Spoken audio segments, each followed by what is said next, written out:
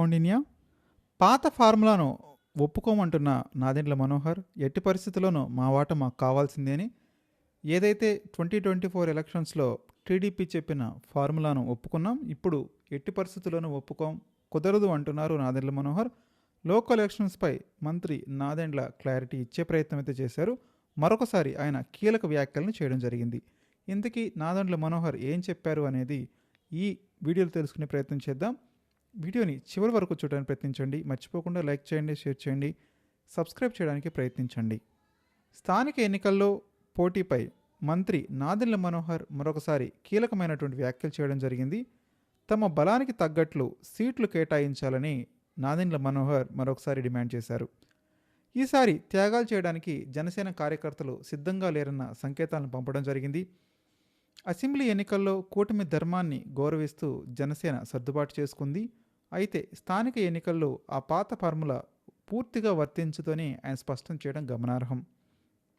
Party బలంగా ఉన్న ప్రతి ప్రాంతంలోనూ గెలుపు అవకాశాలున్న ప్రతి చోట జనసేన అభ్యర్థులను బరిలోకి దింపుతామని కూడా ఆయన తేల్చి చెప్పడం జరిగింది. రాష్ట్రంలో స్థానిక సంస్థల ఎన్నికల వాతావరణం వేడెక్కుతున్న తరుణంలో జనసేన పార్టీ తరపున మంత్రి నాదెండ్ల తరచూ చేస్తున్న ఈ వ్యాఖ్యలు హాట్ టాపిక్గా మారుతున్నాయి. స్థానిక ఎన్నికల్లో కూటమి పార్టీలు 1855 ఫార్ములాతో పోటీ చేస్తాయని కొద్ది రోజుల క్రితం టీడీపీ వర్కింగ్ ప్రెసిడెంట్ మంత్రి నారా లోకేష్ ప్రతిపాదించిన విషయం తెలిసిందే. ఈ లెక్కన జనసేనకు 15% సీట్లు మాత్రమే కేటాయిస్తామని టీడీపీ ప్రకటించినట్లయింది. అయితే ఈ ప్రతిపాదనపై జనసేనలో తీవ్రమైనటువంటి అసంతృప్తి వ్యక్తమైంది. తమకు 15% ఇస్తామంటే అంగీకరించే ప్రసక్తే లేదని నాదెండ్ల మనోహర్ గతంలోనే తేల్చి చెప్పారు. ఇక శుక్రవారం నాడు విజయవాడలో నిర్వహించినటువంటి కార్యకర్తల సమీక్షా సమావేశంలో కూడా మరొకసారి అవే తరహా వ్యాఖ్యలు చేయడం గమనార్హం.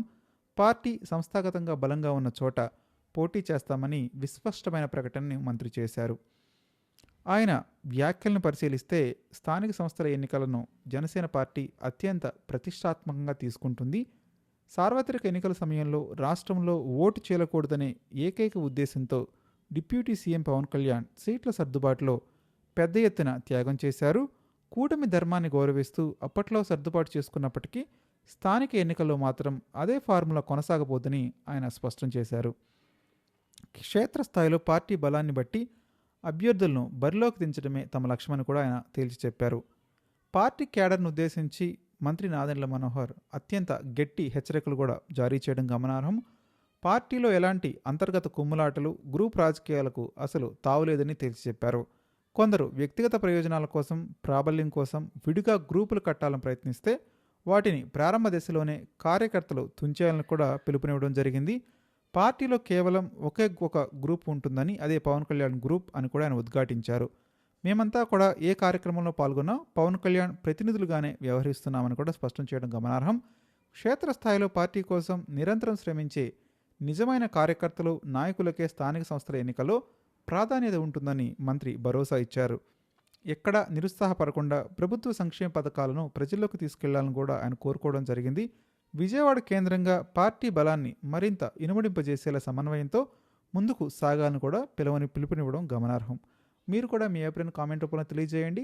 నిజంగానే నాదెండ్ల మనోహర్ మరోసారి చెప్పినట్టు 80-15-5 రేషియో ఈసారి జనసేన ఎట్టి పరిస్థితుల్లో ఒప్పుకోదా? మర్చిపోకుండా కామెంట్ చేయడానికి ప్రయత్నించండి.